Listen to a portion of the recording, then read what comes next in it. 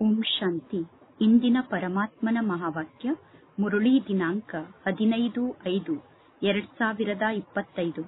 ಬಾಪ್ತಾದ ಮಧುಬನ.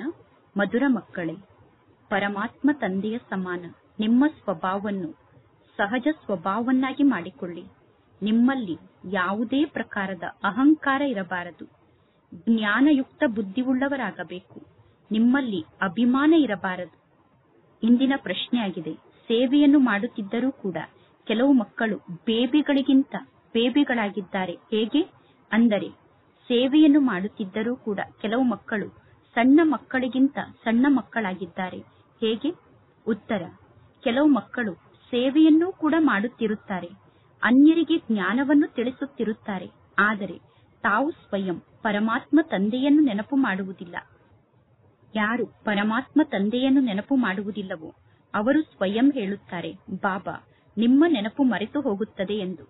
ಅಂತಹ ಮಕ್ಕಳಿಗೆ ಪರಮಾತ್ಮ ತಂದೆ ತಿಳಿಸುತ್ತಾರೆ, ನೀವು ಸಣ್ಣ ಮಕ್ಕಳಿಗಿಂತ ಸಣ್ಣ ಮಕ್ಕಳಾಗಿದ್ದೀರಾ, ಅಂದರೆ ಬೇಬಿಗಳಿಗಿಂತ ಬೇಬಿಗಳಾಗಿದ್ದೀರಾ. ಏಕೆಂದರೆ ಸಣ್ಣ ಮಕ್ಕಳೂ ಕೂಡ ಎಂದೂ ತಮ್ಮ ತಂದೆಯನ್ನು ಮರೆಯುವುದಿಲ್ಲ.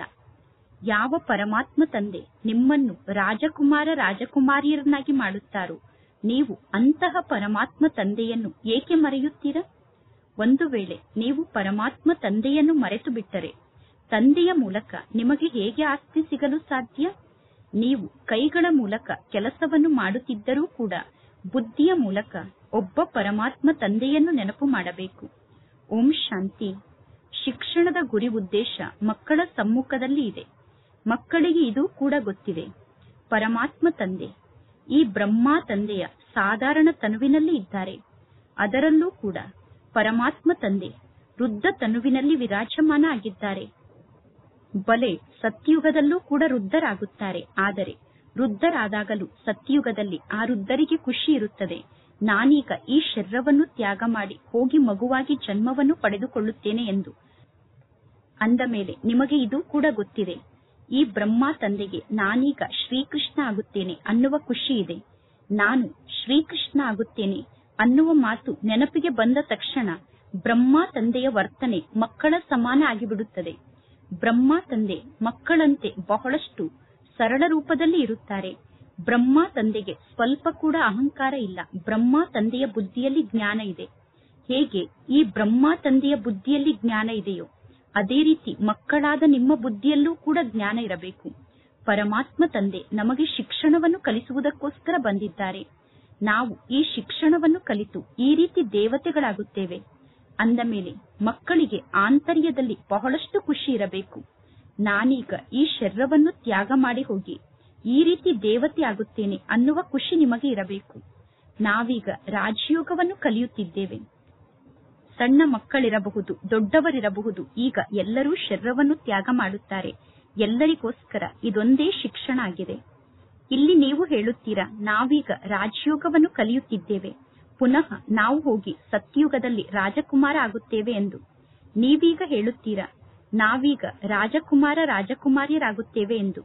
ನೀವೀಗ ರಾಜಕುಮಾರಿಯರಾಗುವುದಕ್ಕೋಸ್ಕರ ಈ ಶಿಕ್ಷಣವನ್ನು ಕಲಿಯುತ್ತಿದ್ದೀರಾ.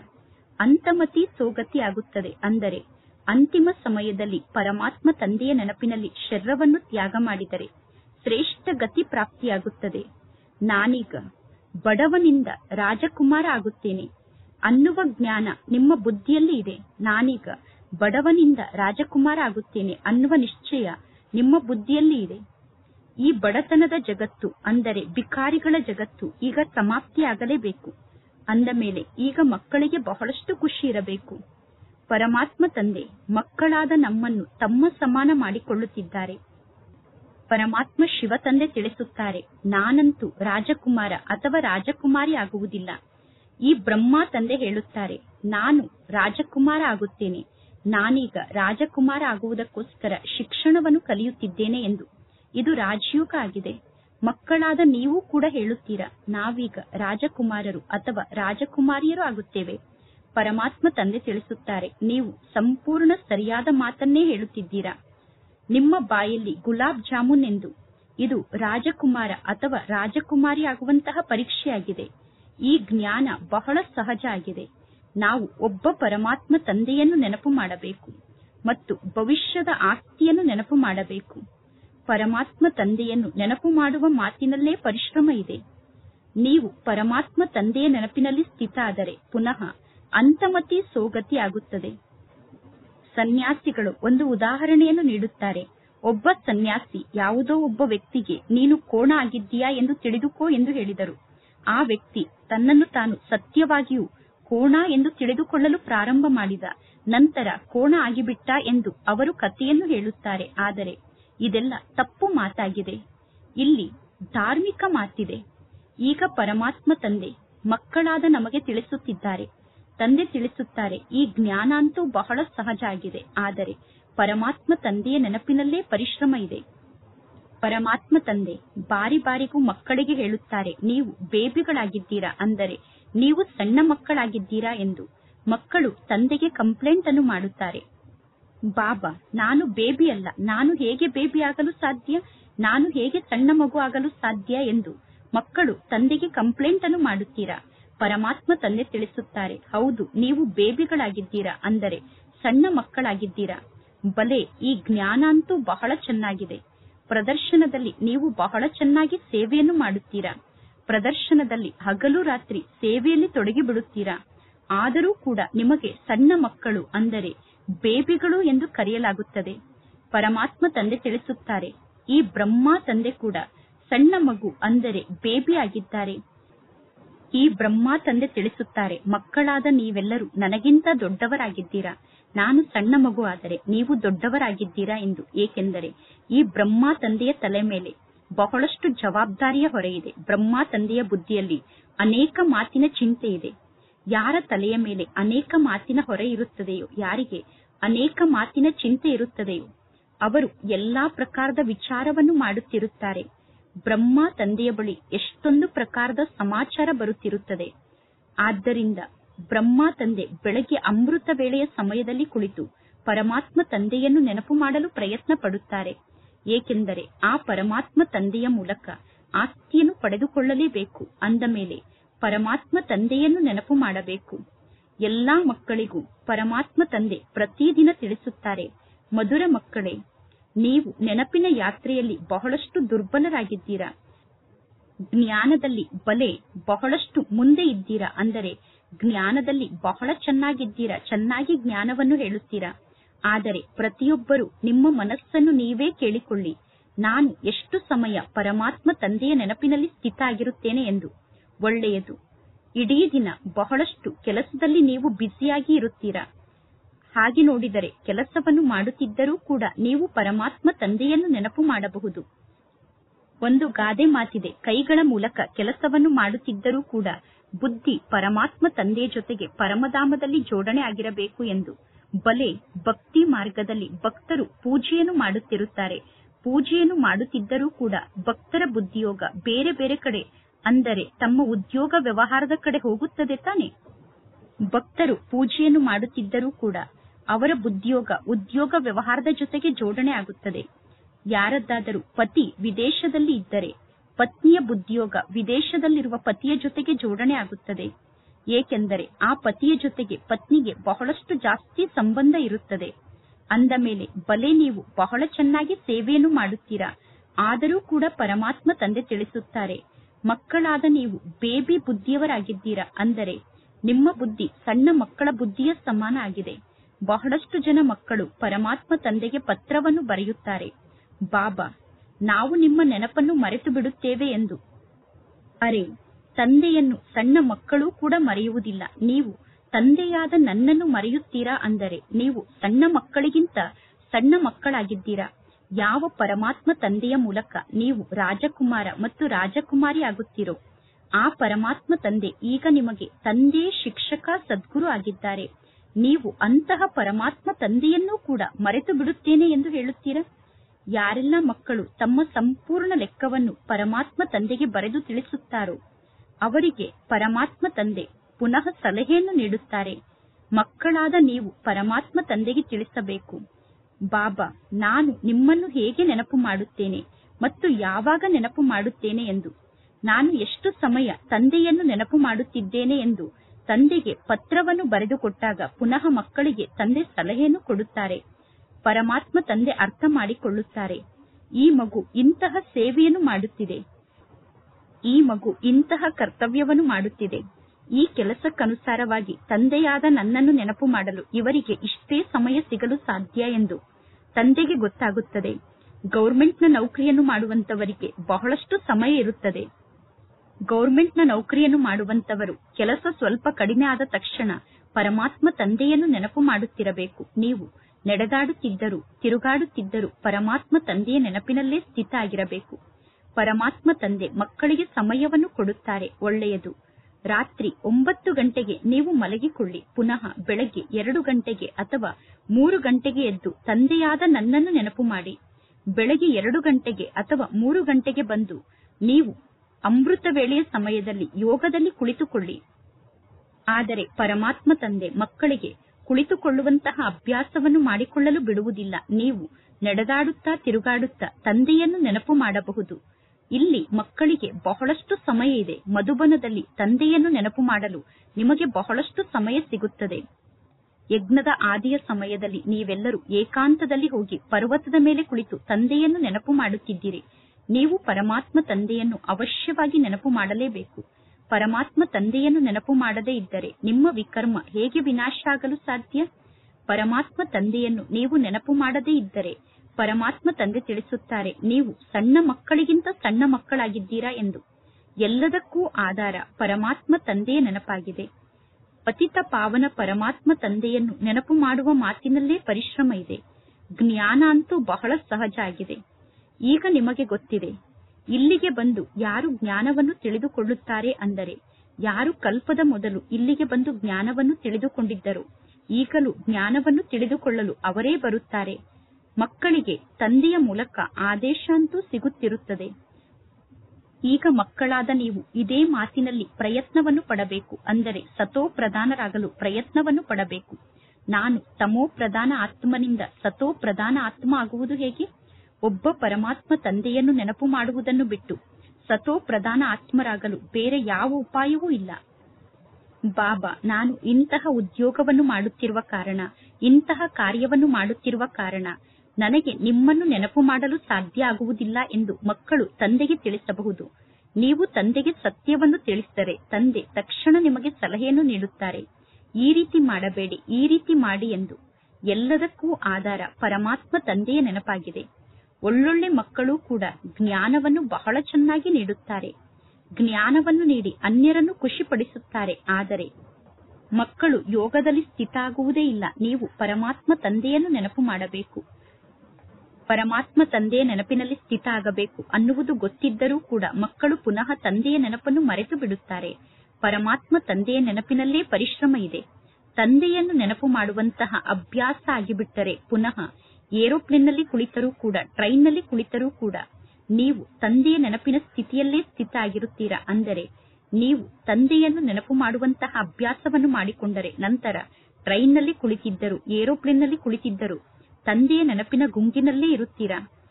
ನಾನು ಪರಮಾತ್ಮ ತಂದೆಯ ಮೂಲಕ ಭವಿಷ್ಯದಲ್ಲಿ ಈ ರೀತಿ ರಾಜಕುಮಾರ ಅಥವಾ ರಾಜಕುಮಾರಿ ಆಗುತ್ತೇನೆ ಅನ್ನುವ ಖುಷಿ ಆಂತರ್ಯದಲ್ಲಿ ಇರಬೇಕು. ಬೆಳಗ್ಗೆ ಅಮೃತ ವೇಳೆಯ ಸಮಯದಲ್ಲಿ ಎದ್ದು ಈ ರೀತಿ ಪರಮಾತ್ಮ ತಂದೆಯ ನೆನಪಿನಲ್ಲಿ ಕುಳಿತುಕೊಳ್ಳಿ. ನಂತರ ನಿಮಗೆ ಸುಸ್ತಾಗುತ್ತದೆ. ಸುಸ್ತಾದರೆ ನೆನಪಿನಲ್ಲಿ ಮಲಗಿಕೊಳ್ಳಿ. ಪರಮಾತ್ಮ ತಂದೆಯನ್ನು ನೆನಪು ಮಾಡಲು ಮಕ್ಕಳಿಗೆ ಯುಕ್ತಿಯನ್ನು ತಿಳಿಸುತ್ತಾರೆ. ನಡೆದಾಡುತ್ತಾ ತಿರುಗಾಡುತ್ತಾ ಪರಮಾತ್ಮ ತಂದೆಯನ್ನು ನೆನಪು ಮಾಡಲು ಸಾಧ್ಯ ಆಗದೇ ಇದ್ದರೆ ತಂದೆ ತಿಳಿಸುತ್ತಾರೆ, ಒಳ್ಳೆಯದು, ರಾತ್ರಿಯ ಸಮಯದಲ್ಲಿ ಯೋಗದ ಬಟ್ಟಿಯಲ್ಲಿ ಕುಳಿತುಕೊಳ್ಳಿ. ಆಗ ನಿಮ್ಮ ಖಾತೆಯಲ್ಲಿ ಸ್ವಲ್ಪ ಪುಣ್ಯ ಜಮಾ ಆಗುತ್ತದೆ. ಆದರೆ ನೀವು ಬಹಳಷ್ಟು ಕಷ್ಟಪಟ್ಟು ಬಲವಂತವಾಗಿ ಒಂದೇ ಸ್ಥಾನದಲ್ಲಿ ಕುಳಿತು ತಂದೆಯನ್ನು ನೆನಪು ಮಾಡಲು ಪ್ರಾರಂಭ ಮಾಡಿದರೆ ಅದು ಹಠಯೋಗ ಆಗಿಬಿಡುತ್ತದೆ. ನಿಮ್ಮ ಮಾರ್ಗ ಸಹಜ ಮಾರ್ಗ ಆಗಿದೆ. ನೀವು ರೊಟ್ಟಿಯನ್ನು ತಿನ್ನುತ್ತಿದ್ದರೂ ಕೂಡ ಶಿವತಂದೆಯನ್ನು ನೆನಪು ಮಾಡಿ, ನಾನೀಗ ಶಿವತಂದೆಯ ಮೂಲಕ ವಿಶ್ವಕ್ಕೆ ಮಾಲೀಕ ಆಗುತ್ತಿದ್ದೇನೆ. ನೀವೀಗ ಸ್ವಯಂನ ಜೊತೆಗೆ ಸ್ವಯಂ ಮಾತನಾಡಿಕೊಳ್ಳಿ. ಈ ಶಿಕ್ಷಣದ ಮೂಲಕ ನಾನು ಈ ರೀತಿ ದೇವತೆ ಆಗುತ್ತೇನೆ. ಶಿಕ್ಷಣದ ಕಡೆ ಸಂಪೂರ್ಣ ಗಮನ ಇರಬೇಕು. ಇಂತಹ ವಿಷಯದಲ್ಲಿ ನಾನು ಕಡಿಮೆ ಮಾರ್ಕ್ಸ್ ಅನ್ನು ಪಡೆದುಕೊಳ್ಳುತ್ತೇನೆ, ಅಂದರೆ ಇಂತಹ ಸಬ್ಜೆಕ್ಟ್ನಲ್ಲಿ ನಾನು ಕಡಿಮೆ ಓದುತ್ತಿದ್ದೇನೆ ಎಂದು ನಿಮಗೆ ಗೊತ್ತಿರುತ್ತದೆ. ಪರಮಾತ್ಮ ತಂದೆ ಎಷ್ಟು ಕಡಿಮೆ ಜ್ಞಾನದ ಮಾತನ್ನು ತಿಳಿಸುತ್ತಾರೆ. ಯಾವುದಾದರೂ ಮಾತು ನಿಮಗೆ ಅರ್ಥ ಆಗದೇ ಇದ್ದರೆ ನೀವು ತಂದೆಯನ್ನು ಕೇಳಿ ಸ್ವಯಂ ಅನ್ನು ಆತ್ಮ ಎಂದು ತಿಳಿದುಕೊಳ್ಳಬೇಕು. ಈ ಶರೀರ ಅಂತೂ ಪಂಚಭೂತಗಳ ಶರೀರ ಆಗಿದೆ. ನಾನು ಶರೀರ ಆಗಿದ್ದೇನೆ ಎಂದು ತಿಳಿದುಕೊಳ್ಳುವುದು ಅಂದರೆ ಸ್ವಯಂ ಅನ್ನು ಭೂತ ಎಂದು ತಿಳಿದುಕೊಳ್ಳುವುದಾಗಿದೆ. ಈ ಜಗತ್ತು ಅಸುರಿ ಜಗತ್ತಾಗಿದೆ. ಸತ್ಯುಗ ದೈವಿ ಜಗತ್ತಾಗಿದೆ. ಈ ಜಗತ್ತಿನಲ್ಲಿ ಎಲ್ಲರೂ ದೇಹಾಭಿಮಾನಕ್ಕೆ ವಶ ಆಗಿದ್ದಾರೆ. ಈ ಜಗತ್ತಿನಲ್ಲಿ ಯಾರೂ ಕೂಡ ಸ್ವಯಂ ಅನ್ನು ಆತ್ಮ ಎಂದು ತಿಳಿದುಕೊಂಡಿಲ್ಲ. ತಪ್ಪು ಮತ್ತು ಸರಿ ಎರಡೂ ಇರುತ್ತದೆ ತಾನೆ. ಸರಿಯಾದ ಮಾತು ಮತ್ತು ತಪ್ಪಾದ ಮಾತು ಇರುತ್ತದೆ. ಆತ್ಮನಾದ ನಾನು ಅವಿನಾಶಿಯಾಗಿದ್ದೇನೆ. ನಾನು ಅವಿನಾಶಿ ಆತ್ಮ ಎಂದು ತಿಳಿದುಕೊಳ್ಳುವುದು ಸರಿಯಾದ ಮಾತಾಗಿದೆ. ಸ್ವಯಂ ಅನ್ನು ವಿನಾಶಿ ಶರೀರ ಎಂದು ತಿಳಿದುಕೊಳ್ಳುವುದು ತಪ್ಪು ಮಾತಾಗಿ ಬಿಡುತ್ತದೆ. ದೇಹದ ಅಹಂಕಾರ ಬಹಳ ದೊಡ್ಡ ಅಹಂಕಾರ ಆಗಿದೆ. ಮಕ್ಕಳಿಗೆ ಬಹಳಷ್ಟು ದೇಹದ ಅಹಂಕಾರ ಇರುತ್ತದೆ. ಈಗ ಪರಮಾತ್ಮ ತಂದೆ ತಿಳಿಸುತ್ತಾರೆ, ದೇಹವನ್ನು ಕೂಡ ಮರೆಯಿರಿ, ಆತ್ಮ ಅಭಿಮಾನಿಗಳಾಗಿ. ಆತ್ಮ ಅಭಿಮಾನಿ ಆಗುವ ಮಾತಿನಲ್ಲೇ ಪರಿಶ್ರಮ ಇದೆ. 84 ಜನ್ಮವನ್ನು ನೀವು ಪಡೆದುಕೊಳ್ಳುತ್ತೀರಾ. ಈಗ ವಾಪಸ್ ಮನೆಗೆ ಹೋಗಬೇಕು. ಈ ಜ್ಞಾನ ನಿಮಗೆ ಎಷ್ಟೊಂದು ಸಹಜ ಎಂದು ಅನುಭವ ಆಗುತ್ತದೆ. ಏಕೆಂದರೆ ನೀವೇ 84 ಜನ್ಮವನ್ನು ಪಡೆದುಕೊಳ್ಳುತ್ತೀರಾ. ಸೂರ್ಯವಂಶಿ ದೇವತಾ ಧರ್ಮದವರೇ 84 ಜನ್ಮವನ್ನು ಪಡೆದುಕೊಳ್ಳುತ್ತಾರೆ ಅನ್ನುವ ಮಾತನ್ನು ಕರೆಕ್ಟ್ ಮಾಡಿ ಬರೆಯಬೇಕು. ಮಕ್ಕಳಾದ ನೀವು ಶಿಕ್ಷಣವನ್ನು ಕಲಿಯುತ್ತಿರುತ್ತೀರಾ. ಮಕ್ಕಳು ಶಿಕ್ಷಣವನ್ನು ಕಲಿಯುತ್ತಿದ್ದರೂ ಕೂಡ ಕರೆಕ್ಷನ್ ಅಂತೂ ನಡೆಯುತ್ತಿರುತ್ತದೆ ತಾನೆ. ಆ ಲೌಕಿಕ ಶಿಕ್ಷಣದಲ್ಲೂ ಕೂಡ ವಿದ್ಯಾರ್ಥಿಗಳು ನಂಬರ್ ವಾರಾಗಿ ಶಿಕ್ಷಣವನ್ನು ಕಲಿಯುತ್ತಾರೆ. ಕಡಿಮೆ ಶಿಕ್ಷಣವನ್ನು ಕಲಿತರೆ ಲೌಕಿಕದಲ್ಲಿ ಕಡಿಮೆ ಸಂಬಳ ಸಿಗುತ್ತದೆ. ಈಗ ಮಕ್ಕಳಾದ ನೀವು ಪರಮಾತ್ಮ ತಂದೆಯ ಬಳಿ ಬಂದಿರುವುದೇ ಸತ್ಯವಾಗಿ ನರನಿಂದ ನಾರಾಯಣ ಆಗುವಂತಹ ಜ್ಞಾನವನ್ನು ಪ್ರಾಪ್ತಿ ಮಾಡಿಕೊಳ್ಳಲು. ಅಂದರೆ ಸತ್ಯವಾಗಿ ನರನಿಂದ ನಾರಾಯಣ ಆಗುವಂತಹ ಅಮರ ಕಥೆಯನ್ನು ಕೇಳುವುದಕ್ಕೋಸ್ಕರ ನೀವು ಪರಮಾತ್ಮ ತಂದೆಯ ಬಳಿ ಬಂದಿದ್ದೀರಾ. ಈಗ ಈ ಮೃತ್ಯುಲೋಕ ಸಮಾಪ್ತಿಯಾಗಲೇಬೇಕು. ನಾವು ಅಮರ ಲೋಕಕ್ಕೆ ಹೋಗಬೇಕು. ನಾವೀಗ ತಮೋ ಪ್ರಧಾನರಿಂದ ಸತೋ ಪ್ರಧಾನ ಆಗುವುದು ಹೇಗೆ ಅನ್ನುವ ಚಿಂತೆ ಮಕ್ಕಳಿಗೆ ಇರಬೇಕು. ನಾವೀಗ ಪತಿತರಿಂದ ಪಾವನರು ಆಗಬೇಕು ಅನ್ನುವ ಚಿಂತೆ ಮಕ್ಕಳಿಗೆ ಇರಬೇಕು. ಪತಿತ ಪಾವನ ತಂದೆ ಎಲ್ಲಾ ಮಕ್ಕಳಿಗೂ ಒಂದೇ ಯುಕ್ತಿಯನ್ನು ತಿಳಿಸುತ್ತಾರೆ. ಕೇವಲ ತಂದೆಯಾದ ನನ್ನನ್ನು ನೀವು ನೆನಪು ಮಾಡಿ ಮತ್ತು ಚಾರ್ಟ್ ಅನ್ನು ಬರೆಯಿರಿ. ಆಗ ನಿಮಗೆ ಬಹಳಷ್ಟು ಖುಷಿ ಇರುತ್ತದೆ. ಈಗ ನಿಮಗೆ ಈ ಜ್ಞಾನ ಪ್ರಾಪ್ತಿಯಾಗಿದೆ. ಈ ಜಗತ್ತು ಅಂಧಕಾರದಲ್ಲಿ ಇದೆ ಅನ್ನುವ ಜ್ಞಾನ ಈಗ ನಿಮಗೆ ಗೊತ್ತಿದೆ.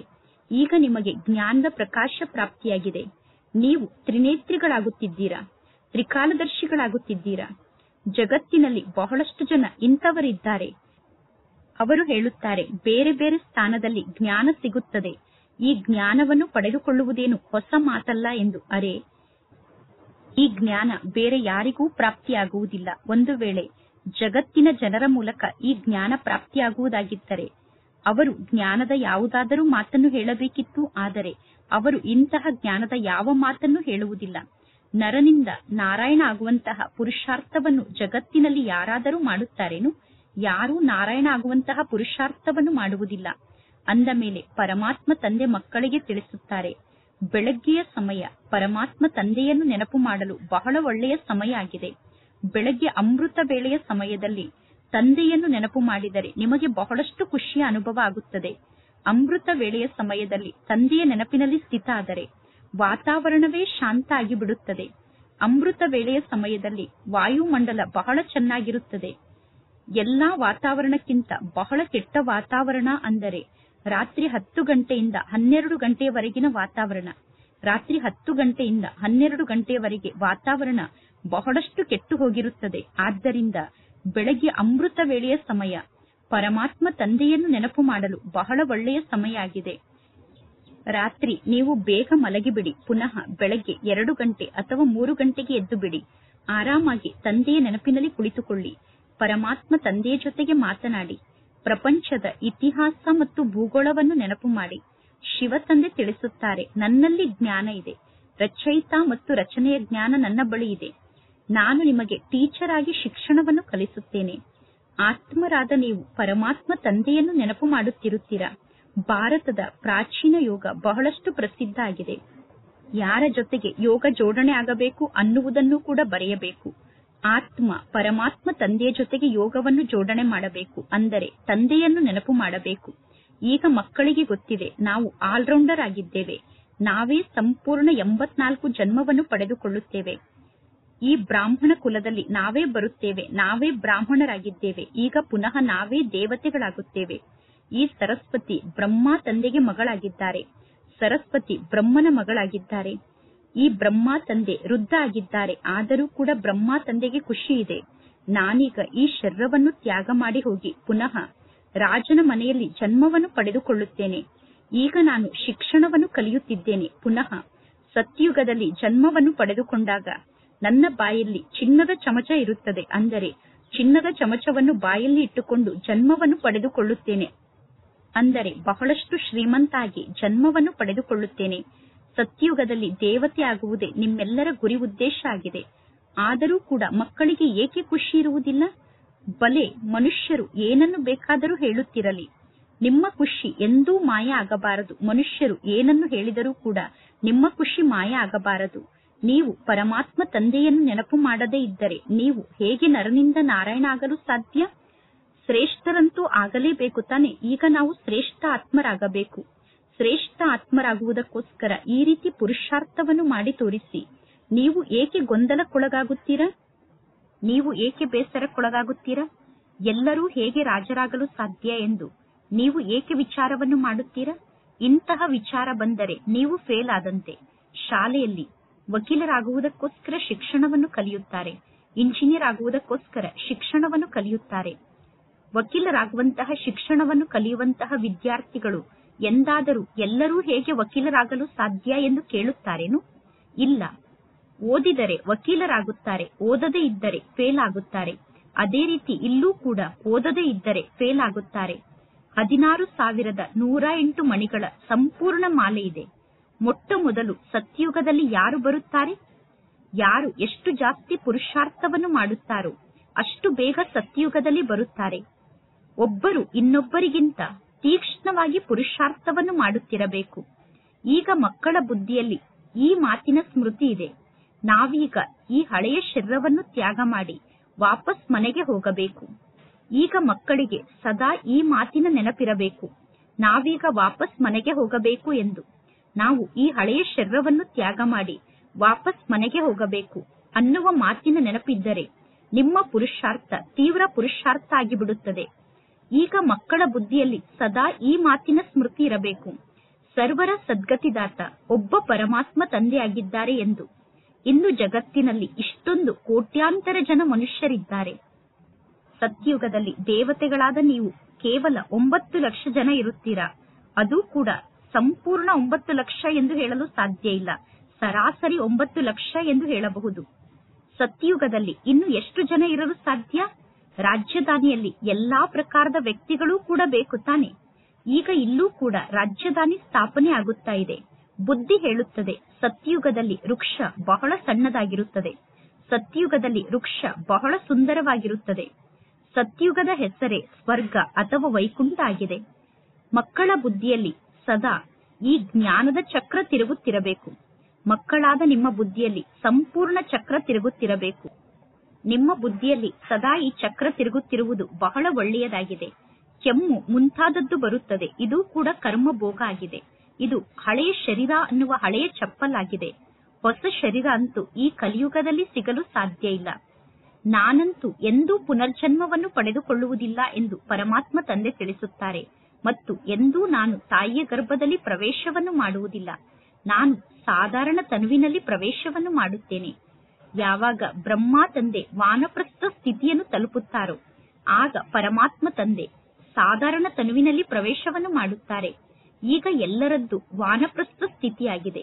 ಈಗ ಎಲ್ಲರೂ ವಾಣಿಯಿಂದ ದೂರಾಗಿ ಶಾಂತಿಧಾಮಕ್ಕೆ ಹೋಗಬೇಕು. ಹೇಗೆ ರಾತ್ರಿ ಇದ್ದಿದ್ದು ಹಗಲಾಗುತ್ತದೆ, ಪುನಃ ಹಗಲಿದ್ದಿದ್ದು ಅವಶ್ಯವಾಗಿ ರಾತ್ರಿ ಆಗಲೇಬೇಕು. ಅದೇ ರೀತಿ ಅವಶ್ಯವಾಗಿ ಈ ಹಳೆಯ ಜಗತ್ತಿನ ವಿನಾಶ ಆಗಲೇಬೇಕು. ಸತ್ಯುಗ ಅವಶ್ಯವಾಗಿ ಬರುತ್ತದೆ. ಈ ಸಂಗಮ ಯುಗ ಅವಶ್ಯವಾಗಿ ಪೂರ್ಣ ಆಗುತ್ತದೆ. ಪುನಃ ಅವಶ್ಯವಾಗಿ ಸತ್ಯುಗ ಬರುತ್ತದೆ. ಮಕ್ಕಳಾದ ನೀವು ನೆನಪಿನ ಯಾತ್ರೆಯ ಕಡೆ ಬಹಳಷ್ಟು ಗಮನವನ್ನು ಕೊಡಬೇಕು. ಬಹಳಷ್ಟು ಕಡಿಮೆ ಜನ ಮಕ್ಕಳು ನೆನಪಿನ ಯಾತ್ರೆಯ ಕಡೆ ಗಮನವನ್ನು ಕೊಡುತ್ತಾರೆ. ಆದ್ದರಿಂದ ಪರಮಾತ್ಮ ತಂದೆ ಮಕ್ಕಳಿಗೆ ಬೇಬಿಗಳು ಅಂದರೆ ಸಣ್ಣ ಮಕ್ಕಳು ಎಂದು ಕರೆಯುತ್ತಾರೆ. ಮಕ್ಕಳು ಸಣ್ಣ ಮಕ್ಕಳಂತೆ ವ್ಯವಹಾರವನ್ನು ಮಾಡುತ್ತಾರೆ. ಅಂದರೆ ಮಕ್ಕಳಲ್ಲಿರುವಂತಹ ಗುಣವನ್ನು ಮಕ್ಕಳಾದ ನೀವು ತೋರಿಸುತ್ತೀರಾ. ಅಂದರೆ ಸಣ್ಣ ಮಕ್ಕಳಂತೆ ವ್ಯವಹಾರವನ್ನು ಮಾಡಿ ತೋರಿಸುತ್ತೀರಾ. ಮಕ್ಕಳಾದ ನೀವು ಹೇಳುತ್ತೀರಾ, ಬಾಬಾ, ನಾನು ನಿಮ್ಮನ್ನು ನೆನಪು ಮಾಡಲು ಸಾಧ್ಯ ಇಲ್ಲ ಎಂದು. ತಂದೆಯನ್ನು ನೆನಪು ಮಾಡಲು ನನಗೆ ಆಗುತ್ತಿಲ್ಲ ಎಂದು ನೀವು ಹೇಳಿದರೆ ಪರಮಾತ್ಮ ತಂದೆ ತಿಳಿಸುತ್ತಾರೆ, ನೀವು ಸಣ್ಣ ಮಗು ಆಗಿದ್ದೀರಾ. ಅಂದರೆ ಬೇಬಿಗಳಾಗಿದ್ದೀರಾ. ನೀವು ಸಣ್ಣ ಬೇಬಿಗಳಾಗಿದ್ದೀರಾ, ಸಣ್ಣ ಮಕ್ಕಳಾಗಿದ್ದೀರಾ. ಪರಮಾತ್ಮ ತಂದೆಯನ್ನು ನೀವು ಮರೆತು ಬಿಡುತ್ತೀರಾ. ಏಕೆ ನೀವು ತಂದೆಯನ್ನು ಮರೆಯುತ್ತೀರಾ? ಮಧುರಾತಿ ಮಧುರ ತಂದೆ, ಮಧುರಾತಿ ಮಧುರ ಶಿಕ್ಷಕ, ಮಧುರಾತಿ ಮಧುರ ಗುರು. ಅಂದರೆ ಅರ್ಧ ಕಲ್ಪದ ಅತೀ ಪ್ರೀತಿಯ ಪರಮಾತ್ಮ ತಂದೆಯನ್ನು ನೀವು ಏಕೆ ಮರೆಯುತ್ತೀರಾ? ಅರ್ಧ ಕಲ್ಪದಿಂದ ದುಃಖದ ಸಮಯದಲ್ಲಿ ನೀವು ಪರಮಾತ್ಮ ತಂದೆಯನ್ನು ನೆನಪು ಮಾಡುತ್ತಾ ಬಂದಿದ್ದೀರಾ. ಹೇ ಭಗವಂತ ಎಂದು ಕರೆದು ಅರ್ಧ ಕಲ್ಪದಿಂದ ನೆನಪು ಮಾಡಿದ್ದೀರಾ. ಆತ್ಮ ಶರೀರದ ಮೂಲಕವೇ ಹೇ ಭಗವಂತ ಎಂದು ಕರೆಯುತ್ತದೆ. ಈಗ ನಾನು ಬಂದಿದ್ದೇನೆ ಅಂದ ಮೇಲೆ ನೀವು ನನ್ನನ್ನು ಚೆನ್ನಾಗಿ ನೆನಪು ಮಾಡಿ ಅನೇಕರಿಗೆ ಮಾರ್ಗವನ್ನು ತೋರಿಸಿ. ಮುಂದೆ ಹೋದಂತೆ ಮಕ್ಕಳಾದ ನಿಮ್ಮ ಸಂಖ್ಯೆ ಇನ್ನೂ ಬಹಳಷ್ಟು ವೃದ್ಧಿಯಾಗುತ್ತಾ ಹೋಗುತ್ತದೆ. ಧರ್ಮದ ವೃದ್ಧಿ ಆಗುತ್ತದೆ ತಾನೆ. ಅರವಿಂದ್ ಘೋಷ್ ಅವರ ಉದಾಹರಣೆಯನ್ನು ತಂದೆ ತಿಳಿಸುತ್ತಾರೆ. ಇಂದು ವರ್ತಮಾನ ಸಮಯದಲ್ಲಿ ಅರವಿಂದ್ ಘೋಷ್ ಅವರ ಸೆಂಟರ್ಗಳು ಎಷ್ಟೊಂದು ಜಾಸ್ತಿಯಾಗಿದೆ. ಈಗ ನಿಮಗೆ ಗೊತ್ತಿದೆ, ಅದೆಲ್ಲ ಭಕ್ತಿ ಮಾರ್ಗ ಆಗಿದೆ. ಈಗ ನಿಮಗೆ ಜ್ಞಾನ ಪ್ರಾಪ್ತಿಯಾಗುತ್ತಿದೆ.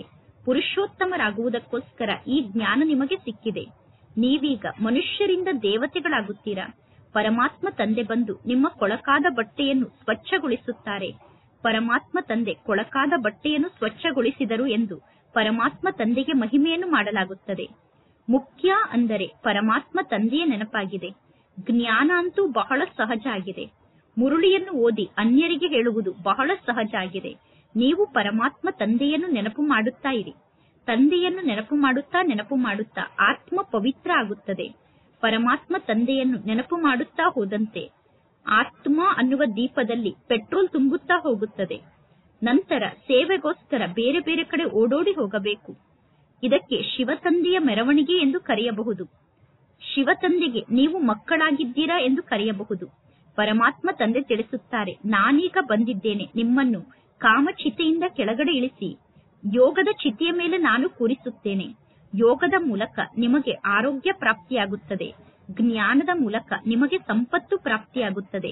ಒಳ್ಳೆಯದು. ಮಧುರಾತಿ ಮಧುರ ಅಗಲಿ ಹೋಗಿ ಮರಳಿ ಸಿಕ್ಕಿರುವ ಮಕ್ಕಳ ಪ್ರತಿ ಮಾಸ್ಪಿತಾ ಬಾಪ್ತಾದರವರ ನೆನಪು, ಪ್ರೀತಿ ಹಾಗೂ ಸುಪ್ರಭಾತ. ಆತ್ಮಿಕ ಮಕ್ಕಳಿಗೆ ಆತ್ಮಿಕ ತಂದೆಯ ನಮಸ್ತೆ.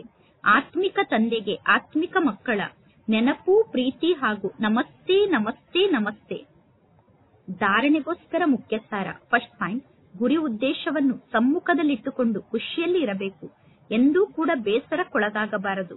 ಎಲ್ಲರೂ ಹೇಗೆ ರಾಜರಾಗಲು ಸಾಧ್ಯ ಅನ್ನುವ ವಿಚಾರ ನಿಮಗೆ ಬರಬಾರದು. ಪುರುಷಾರ್ಥವನ್ನು ಮಾಡಿ ಶ್ರೇಷ್ಠ ಪದವಿಯನ್ನು ಪಡೆದುಕೊಳ್ಳಬೇಕು. ಸೆಕೆಂಡ್ ಪಾಯಿಂಟ್, ಅತೀ ಪ್ರೀತಿಯ ಪರಮಾತ್ಮ ತಂದೆಯನ್ನು ಬಹಳಷ್ಟು ಪ್ರೀತಿಯಿಂದ ನೆನಪು ಮಾಡಬೇಕು. ಪರಮಾತ್ಮ ತಂದೆಯನ್ನು ನೆನಪು ಮಾಡುವ ಮಾತಿನಲ್ಲಿ ಸಣ್ಣ ಮಕ್ಕಳು ಅಂದರೆ ಬೇಬಿಗಳಾಗಬಾರದು. ಪರಮಾತ್ಮ ತಂದೆಯನ್ನು ನೆನಪು ಮಾಡುವುದಕ್ಕೋಸ್ಕರ ಬೆಳಗ್ಗೆ ಅಮೃತ ವೇಳೆಯ ಸಮಯ ಬಹಳ ಒಳ್ಳೆಯ ಸಮಯ ಆಗಿದೆ. ಅಮೃತ ವೇಳೆಯ ಸಮಯದಲ್ಲಿ ಆರಾಮಾಗಿ ಶಾಂತಿಯಲ್ಲಿ ಕುಳಿತು ತಂದೆಯನ್ನು ನೆನಪು ಮಾಡಿ. ಇಂದಿನ ವರದಾನ ಆಗಿದೆ, ಯಜ್ಞ ಸೇವೆಯ ಮೂಲಕ ಸರ್ವ ಪ್ರಾಪ್ತಿಯ ಪ್ರಸಾದವನ್ನು ಪ್ರಾಪ್ತಿ ಮಾಡಿಕೊಳ್ಳುವಂತಹ ಆಲ್ರೌಂಡ್ ಸೇವಾದಾರಿಗಳಾಗಿ. ಸಂಗಮ ಯುಗದಲ್ಲಿ ಆಲ್ರೌಂಡ್ ಸೇವೆಯ ಅವಕಾಶ ಸಿಗುವುದು ಕೂಡ ಈ ನಾಟಕದಲ್ಲಿ ಒಂದು ಲಿಫ್ಟ್ ಆಗಿದೆ. ಯಾರು ಪ್ರೀತಿಯಿಂದ ಯಜ್ಞದಲ್ಲಿ ಆಲ್ರೌಂಡ್ ಸೇವೆಯನ್ನು ಮಾಡುತ್ತಾರೋ ಅವರಿಗೆ ಸರ್ವ ಪ್ರಾಪ್ತಿ ಎನ್ನುವ ಪ್ರಸಾದ ಸ್ವತಃ ಪ್ರಾಪ್ತಿಯಾಗುತ್ತದೆ ಮತ್ತು ಅವರು ನಿರ್ವಿಘ್ನರಾಗಿ ಇರುತ್ತಾರೆ. ಒಮ್ಮೆ ಸೇವೆಯನ್ನು ಮಾಡಿದರೆ 1000 ಬಾರಿ ಆ ಸೇವೆಗೆ ಫಲಪ್ರಾಪ್ತಿಯಾದಂತೆ. ಅಂದ ಮೇಲೆ ಸದಾ ಸ್ಥೂಲ ಮತ್ತು ಸೂಕ್ಷ್ಮ ರೂಪದ ಸೇವೆಯಲ್ಲಿ ತೊಡಗಿರಬೇಕು. ಸ್ಥೂಲ ರೂಪದಲ್ಲಿ, ಸೂಕ್ಷ್ಮ ರೂಪದಲ್ಲಿ ಸದಾ ಸೇವೆಯನ್ನು ಮಾಡುತ್ತಿರಬೇಕು. ಯಾವುದಾದರೂ ಆತ್ಮವನ್ನು ಸಂತುಷ್ಟಪಡಿಸುವುದು ಕೂಡ ಬಹಳ ದೊಡ್ಡ ಸೇವೆಯಾಗಿದೆ.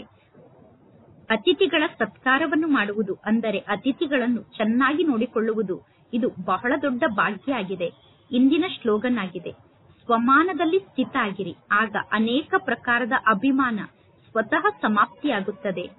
ಇಂದಿನ ಅವ್ಯಕ್ತ ಸೂಚನೆಯಾಗಿದೆ, ಆತ್ಮಿಕ ರಾಯಲ್ಟಿ ಮತ್ತು ಪವಿತ್ರತೆಯ ವ್ಯಕ್ತಿತ್ವವನ್ನು ಧಾರಣೆ ಮಾಡಿಕೊಳ್ಳಿ. ಹೇಗೆ ಜಗತ್ತಿನಲ್ಲಿರುವ ರಾಯಲ್ ಆತ್ಮರು ಎಂದೂ ಕೂಡ ಸಣ್ಣ ಸಣ್ಣ ಮಾತಿನಲ್ಲಿ, ಸಣ್ಣ ಸಣ್ಣ ವಸ್ತುಗಳಲ್ಲಿ ತಮ್ಮ ಬುದ್ಧಿಯನ್ನು ಜಾಸ್ತಿ ಉಪಯೋಗ ಮಾಡುವುದಿಲ್ಲ. ಸಣ್ಣ ಸಣ್ಣ ಮಾತಿಗೋಸ್ಕರ, ಸಣ್ಣ ಸಣ್ಣ ವಸ್ತುಗಳಿಗೋಸ್ಕರ ರಾಯಲ್ ವ್ಯಕ್ತಿಗಳು ಜಾಸ್ತಿ ಸಮಯವನ್ನು ನೀಡುವುದಿಲ್ಲ. ಅವರು ಸಣ್ಣ ಮಾತನ್ನು ನೋಡಿದರೂ ನೋಡದಂತೆ ಇರುತ್ತಾರೆ, ಸಣ್ಣ ಮಾತನ್ನು ಕೇಳಿದರೂ ಕೇಳದಂತೆ ಇರುತ್ತಾರೆ. ಅದೇ ರೀತಿ ಆತ್ಮಿಕ ರಾಯಲ್ ಆತ್ಮರಾದಂತಹ ನೀವು ಎಂದೂ ಕೂಡ ಸಣ್ಣ ಸಣ್ಣ ಮಾತಿನಲ್ಲಿ ಜಾಸ್ತಿ ಸಮಯವನ್ನು ಕಳೆಯಬೇಡಿ ಮತ್ತು ಸಣ್ಣ ಸಣ್ಣ ಮಾತನ್ನು ನೋಡಿದರೂ ನೋಡದಂತೆ ಇರಿ.